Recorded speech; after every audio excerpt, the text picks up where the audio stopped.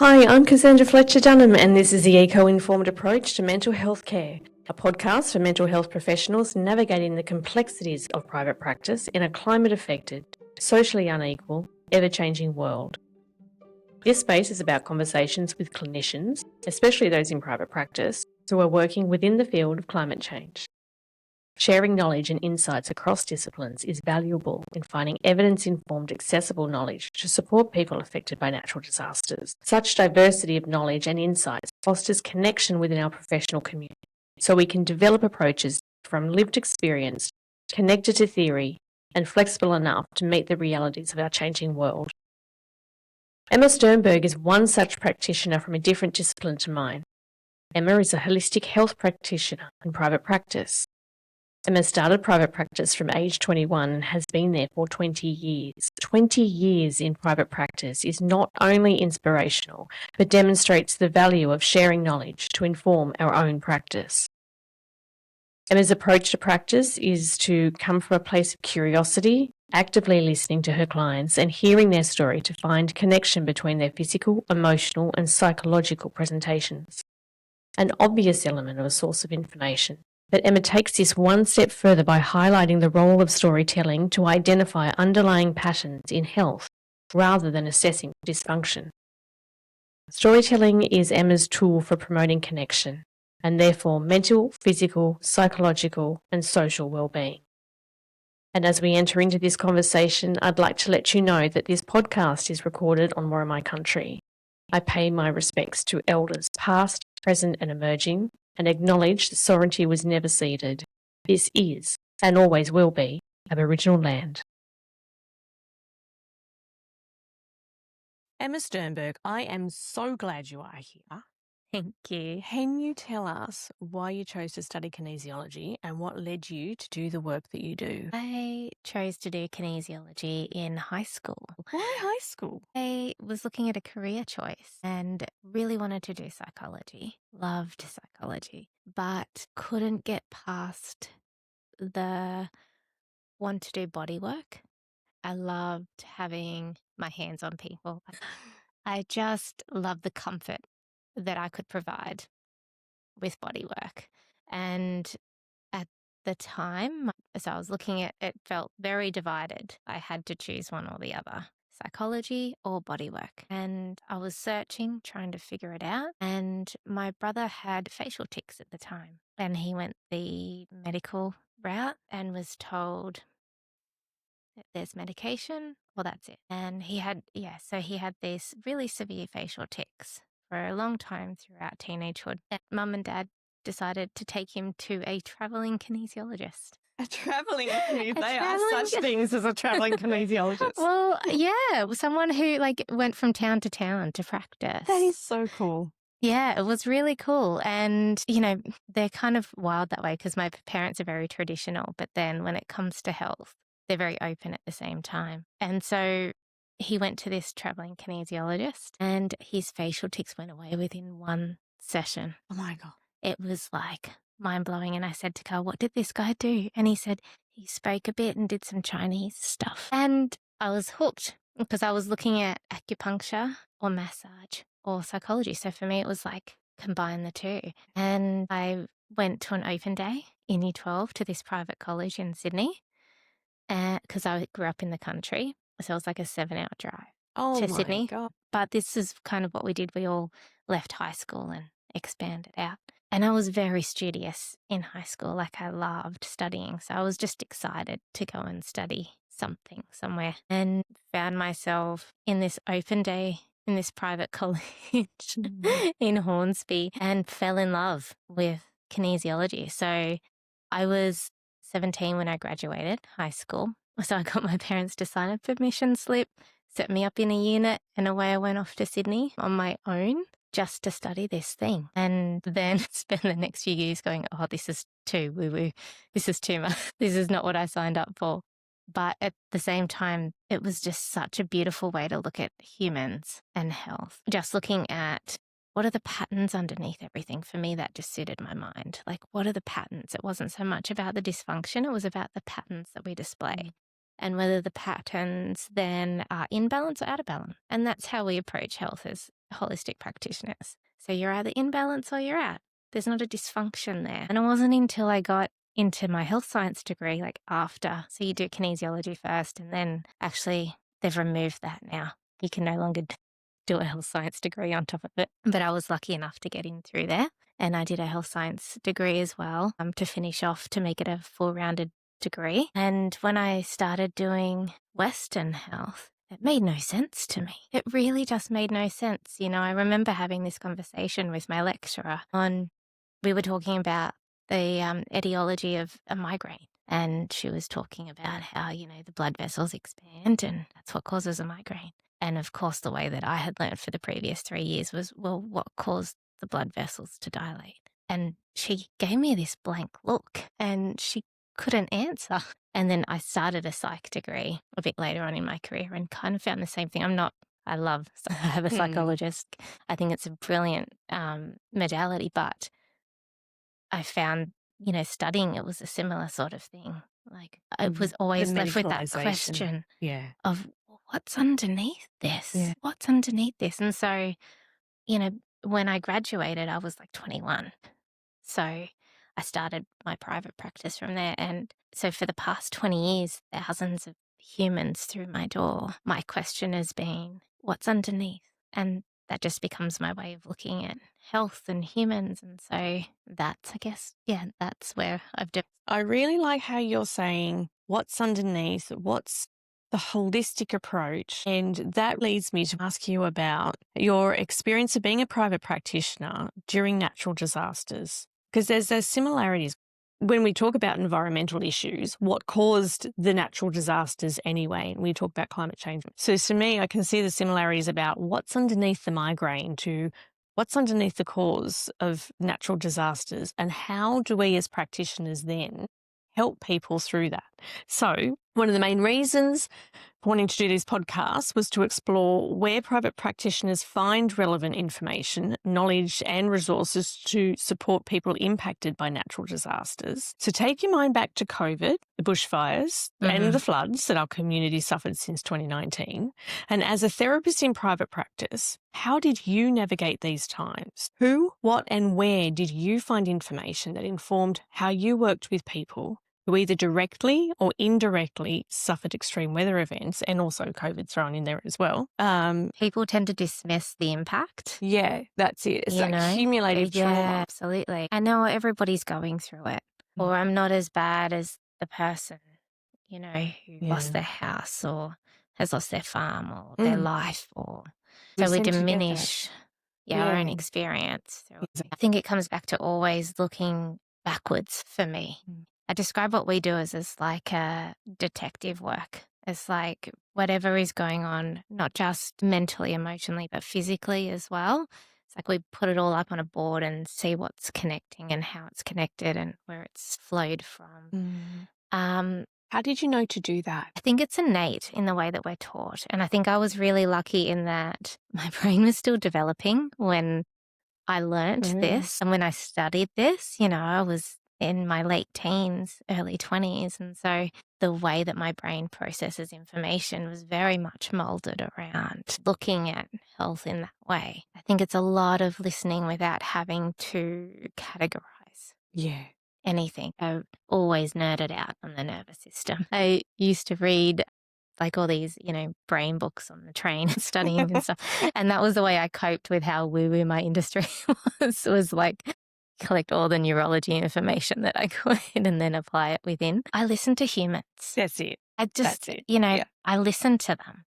And my information comes from them mostly. You know, I was young when I started being a therapist. I asked the clients how they dealt with those things. The beautiful thing about my space is that they can come in one week and say, I've got tummy issues, I didn't sleep well. Or they can come in and say, I just had a really hard week. Or they can come in and say, all right, I'm ready to work with this thing that's been sitting in my heart for a while. That's it. And then that, going back to how we kind of pull in the area around the natural disasters, COVID and all the rest of it, it just mixes in with their story. It just becomes integrated into the part of their experience and who they are. And they're coming and they're saying, why can't I sleep? And I said, well, okay, let's look at your life and what's going on in your life right now. And I think when you're just a mental, emotionally based practitioner, even though that you work somatically with treatments, I even find myself with my own psychologist holding back on the physical side and the physical experiences. Yes. What's going on. Like, I don't tell her what's going on in my hormones or my gut health or anything like that. And so my clients are coming to me and saying, they're not saying I was affected by this. Yes, Their that's right. bodies are. Yes. Their bodies are saying I'm stressed out before their minds really caught up with understanding why. So again, that's part of my job, is to go, okay, well, let's look at everything around this. Is it just something you ate? Or is it that's is it. it That's stress, And how does stress present in your body? Exactly. Leading on from that question, what did you learn from that period of time has informed your work with practitioners, because you provide supervision, education and support to practitioners? There's a real lack of clinical wisdom being passed on. You learn everything from the textbook, which I call it the scaffolding. Like, you have the scaffolding that you're given, but then once you step into private practice, all that scaffolding hardly relevant. And when you haven't got that clinical experience, haven't got supervision around you, you're kind of left floundering. And again, in my industry, I'm not sure if it's the same in yours, but it leaves practitioners starting, stopping.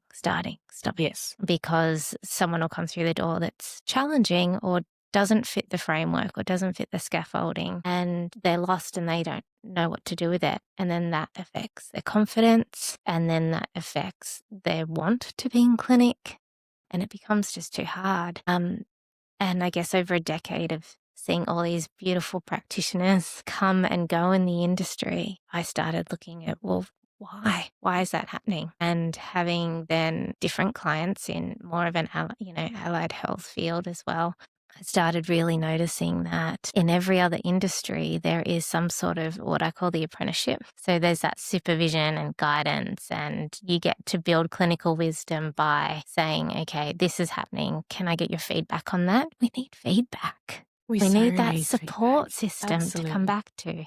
I mean, that's how humans grow, right? We expand and then we come back and go, okay, are we cool? Are you cool with me? Do I still belong? Am I still good? Am I right? And then you can expand that nervous system a little bit more. I think that's kind of like on a micro scale, and it's happening in the world, right, too, with that adaptation fatigue. That's what we're talking about. It's like we're having to expand and cope with different things and lots of different complicated things, but where are the safe places to come back to so that we can integrate and rest and process and come back to that parasympathetic nervous system. And that's what I love about the work that you do. You are open to all different fields of practice for anyone who is working with holding people. Yeah. It's the industry, it's so divided at the moment, and I can see both sides of that. I absolutely can. But in the end, we're all just humans trying to help humans. Absolutely. That's a nice segue, actually, into my next question. We explored how you gain knowledge, the skills and experience, and with working with clients and practitioners. What do you observe about the dominant systems in our lives that make it difficult for us to do the work that we do? So, for example, we work within the intersection of political, social, cultural, economic, medical, and environmental perspectives. What are your observations about how these systems adversely impact private practitioners? I think I was just thinking about this when you asked it before. And what comes to mind is the human underneath and the amount of hats we wear throughout the day. So many hats, and that juggle of having to all of the things we have to provide. And so when you go from like a system, which you're a cog in a machine, into private practice where you're the cog and machine, it's a lot of hats to wear. And so somewhere you have to be prepared to let one fall. And particularly from, the fact is that most of the industry is women. So true. We are caring for so many people. And then to be that person that has to hold all of those spaces, hold all of those people, hold that private practice, but also then market yourself and be the front line at all points. Sometimes it's just a little bit too much vulnerability. Sometimes it's a little bit too much information juggling. 100%. We're running businesses. We're holding people in clinic. We're learning new knowledge. We're It's the expanding. learning, We're- absolutely. I remember starting out in private practice and having to ring someone and say, how do I write a receipt? Like, Exactly. we don't start off with knowing how to run a business. And, it's not just get paid. That's my salary. Now it's get paid, distribute all the funds. What am I left with? Yeah. Yeah. That's you've it. So how do you work with practitioners? Again, maybe it was partly my age and that way that I developed around, learning this therapeutic tool as well. But I've also always just been someone who is just really curious about how humans end up the way that they are. It's that experiential space, isn't it? Yeah. And the integration of I'm learning from the textbook and I'm learning from others and I'm listening to myself as well. Well, You know, and it's right hemisphere yeah. rather than the left hemisphere. And this is the way we've always naturally learnt as human beings, was the storyteller would come into the tribe. Yeah. And That's share information. And it is the most natural way to connect with humans is to share stories and tell stories and share experiences. And we're drawn to that. You can see that with social media. That's why I think we're so drawn to social media, is seeing so many different stories and things. Absolutely. And it's what we need, what we crave more of. Yeah. Yeah. That's the thing, isn't it, with social media? There's so many stories out there on one side of the coin that can be so overwhelming and information overflow. But on the other side of the coin, there's so much connection that's happening in that space. And so much inspiration and, they're just like me. And yeah, it's both sides of the coin, definitely. And I think that comes back to the ability to self-regulate or have that connection around us. And I think when you look back to COVID, for instance, and saw how people had to disconnect from other humans. Much, yeah. We weren't allowed to connect in the natural ways that we did. Yeah. And so we learnt to connect through screens. And it's been interesting to see the progression, actually, because I found that a lot of people actually felt comfort in that for a while afterwards, and was like, oh, okay, this is good because I can connect to people I didn't connect with before. Yeah. But I'm seeing it coming back into, I want in person. Yes. Yeah.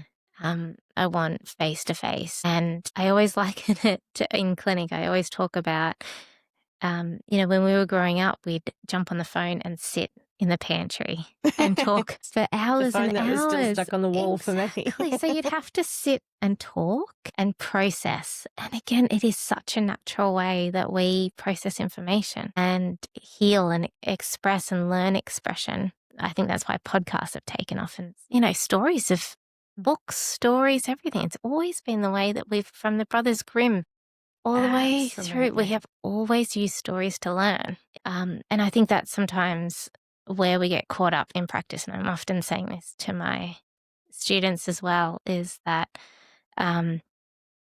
you're not there to just fix them. Yeah. You're there to hear their story.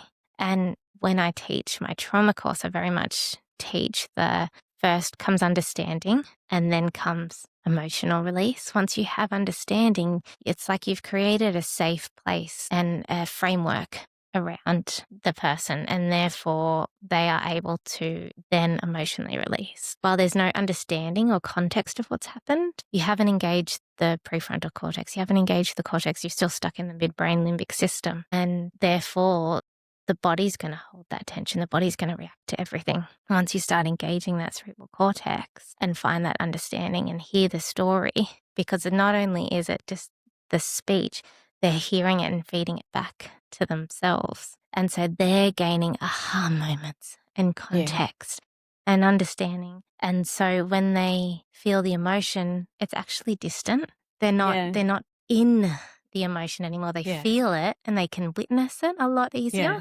And what trauma does to us is makes us feel separate and isolated, and like we are the only one experiencing that. As you said before, COVID just pulled us all away. And then what I noticed with the bushfires and even the droughts, we all sort of came back together as a community to help each other. Absolutely. People would come in and they would say, I heard this story about this, and, just giving them permission to feel the grief around that as well and feel that collective grief. It is very much the collective grief, isn't it? Because even if you weren't impacted directly by the floods, someone, or you just feel it in the community. It's that compassion that reaches out. That's where we feel the most us, right? Yes. Is when we're compassionate. Yes. That's where we feel the most useful. Yeah, because there's a lot of that feeling of, well, I just don't know what to do. I feel useless. That's what people are saying when they come in. I just don't know what to do. That's it. Then how do we help ourselves as private practitioners to feel what we're trying to help our clients to feel, the connection? I think, we very much forget that we're human too. Yeah, don't we? And I think, you've got that sense of, okay, where does my professional self end? And where does my human, where is my human in that? I'm going to come back to nervous system regulation. And one phenomenon that I have noticed with practitioners and therapists is that we feel most ourselves in the room. So true. And it's real life that we struggle with. Yeah, that's so true. And I think because our nervous systems are so regulated in the room, we have to be. That's where we are. We leave everything else aside and we regulate our nervous system. And then we go home and we have to unpack the dishwasher and do 1,000 things. We've got noise everywhere. Yes, exactly. All of these things. And actually had to reteach myself how to regulate myself and be present at home or with people as well. I got to a point where I would actually have 1 hour, a social battery of 1 hour, because I was so used to spending 1 hour. Yeah, that's right. Did you just see my face? Just go, oh, yeah. It's like, I'm done talking to you now. I need to move on to someone else, something else. Yes, the next trauma. Yeah. Bring the next trauma in, I'll be right. Because you're on that 1 hour clock all day. Yeah, that's so true. I'd never thought about that. So it's learning how to be regulated. So for me, self-care is, like I often say to people, you can unpack the dishwasher with stress and tension and panic and everything else. It's an automatic task.